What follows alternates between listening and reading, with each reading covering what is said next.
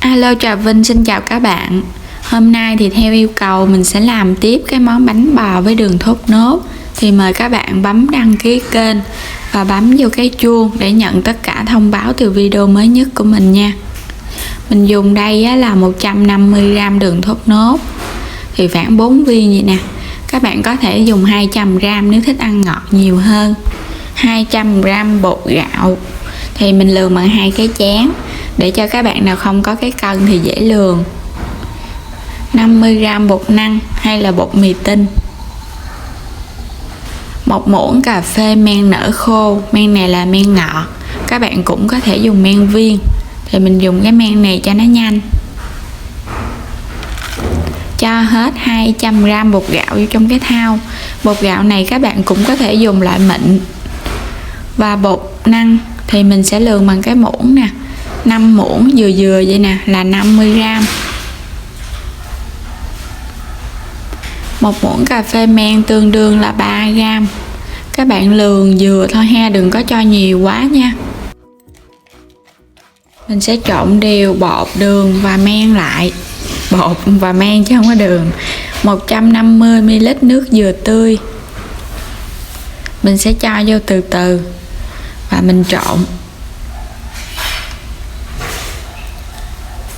Các bạn cũng có thể thay thế nước dừa tươi bằng nước lọc. Rồi mình rửa tay cho sạch, rồi mình nhồi bột nha. Bột này thì mình nhồi bằng tay, hơi ấm của cái tay nó sẽ làm cho bột của mình nó nhanh dậy hơn. Mình cho thêm 50ml nước dừa tươi nữa đó các bạn, là tổng cộng 200ml nước dừa tươi ha, tại vì mình thấy bột hơi khô. Rồi mình sẽ nhồi vậy nè khoảng 10 phút. Thì động tác này giúp cho bột có nhiều rễ tre. Sau khi mà mình nhồi được 10 phút thì các bạn cũng không cần phải canh thời gian. Khi nào mình nhồi mà mình thấy bột của mình nó chảy vậy nè, mình cầm lên nó chảy và nó có những cái bong bóng bọt ở trong cái bột nè, vậy là bột nó đạt nha, và tay không bị dính bột. Đây có rất là nhiều bong bóng bọt. Bây giờ mình sẽ ủ lần đầu từ 2 cho đến 3 tiếng tùy theo nhiệt độ.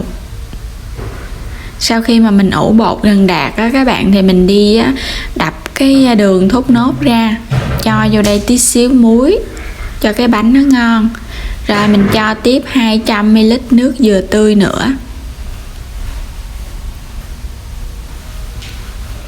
Các bạn bắt lên bếp và mình khuấy, vừa nấu vừa khuấy cho nó tan đường.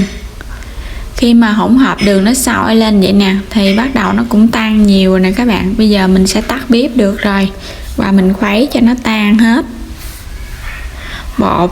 Sau khi mình ủ được hơn 2 tiếng đồng hồ, đây các bạn ủ đến khi nào mà mình thấy cái thau bột của mình nó nổi lên vậy nè, nó nổi càng nhiều thì bánh nó càng ngon nha.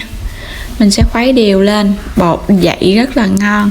Và nãy mình quên nói, nếu các bạn dùng cái nước lọc lúc đầu thì phải cho 1 muỗng canh đường vô nha. Mà lúc mà mình trộn bột lần đầu tiên á, rồi nước đường của mình nó nguội thì mình mới cho vô. Mình sờ tay vào mình thấy nó chỉ hơi ấm tay nhẹ thôi thì mình cho vô. Cho vô và khuấy đều. Khuấy để cho bột và nước đường nó đều với nhau.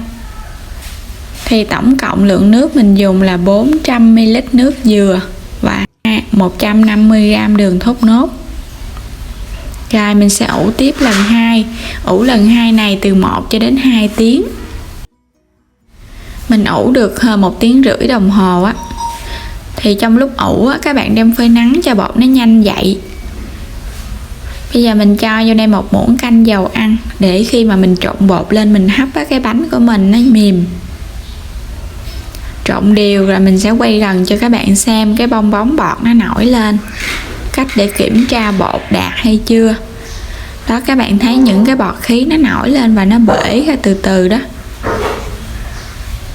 Cho chút xíu dầu ăn vô trong cái khuôn nè, mình thoa để mình chống dính cho khuôn. Khuôn của mình là khuôn 22cm.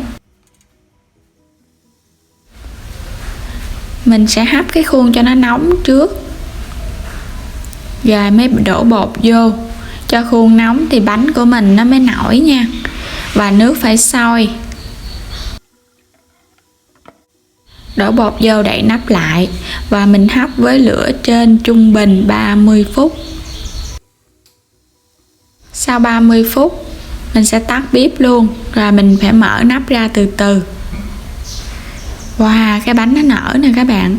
Trong lúc làm bánh á, mà mình mở nồi ra mình thấy nó nở á, thì mình rất là thích luôn, cũng hồi hộp lắm.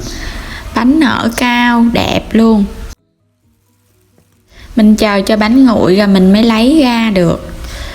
Thì mình để nãy giờ cũng 1 tiếng đồng hồ rồi đó. Bánh nở nè, mềm. Xung quanh thì nó bung lên luôn nè, nó không có bị dính cái khuôn. Cái bánh đường thốt nốt này cái màu vàng vàng cũng đẹp nữa. Wow, cái bánh ngon quá, mình cầm lên đó các bạn có cái cảm giác đó, nó xốp xộp à, nó nhẹ cái tay lắm chứ nó không có bị nặng. Cho ra cái dĩa nè. Bánh mà thành công là bánh phải nở, bung cánh và nó xốp, nó không có bị chai. Xung quanh bánh mềm. Bây giờ mình sẽ cắt ra ha, mình chẻ ra những cái miếng nhỏ nhỏ vừa ăn. Bánh rất là xốp luôn, chẻ vô nó nhẹ tên luôn. Mình đã chẻ ra những cái miếng nhỏ vừa ăn rồi nè. Bánh mềm. Các bạn cầm vô á, mình thấy được cái độ mềm của bánh luôn á. Và rất là nhiều rễ tre. Từ bên trên và bên dưới đều mềm xốp, không có bị chai. Miếng nào cũng xốp xộp luôn. Và rễ tre nó đặc nhạt luôn. Đó, các bạn thấy rễ tre không? Rễ tre rất là nhiều và mình làm bằng nước dừa tươi á, thì nó trong khe cái rễ tre mà ăn nó cũng ngon nữa. Trong nước dừa nó cũng có cái độ ngọt sẵn nên mình dùng 150g đường là dừa. Ngon lắm luôn á. Công thức làm bánh bò rất là đơn giản. Chỉ là quan trọng nhất là lúc mình nhồi bột và lúc mình ủ bột phải ủ cho tới thì cái bánh nó mới ngon. Nhồi bột nhiều thì rễ tre càng nhiều. Còn nếu bánh bò xốp thì các bạn không cần nhồi bột. Bánh bò rễ tre thì bắt buộc mình phải nhồi bột cho nhiều. Cái bánh nào cũng ngon hết đó các bạn. Ăn vô á các bạn, nó thơm dừa tươi lắm luôn. Và nó thơm cái men của bánh bò nữa.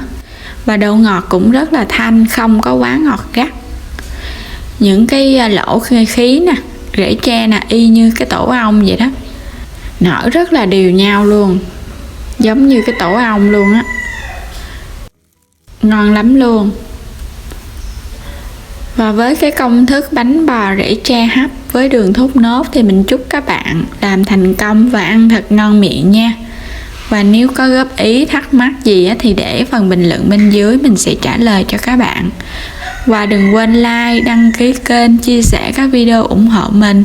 Nhấn vào cái chuông để nhận thông báo mỗi khi ra video mới nhất. Xin chào, cảm ơn các bạn đã xem video của mình nha.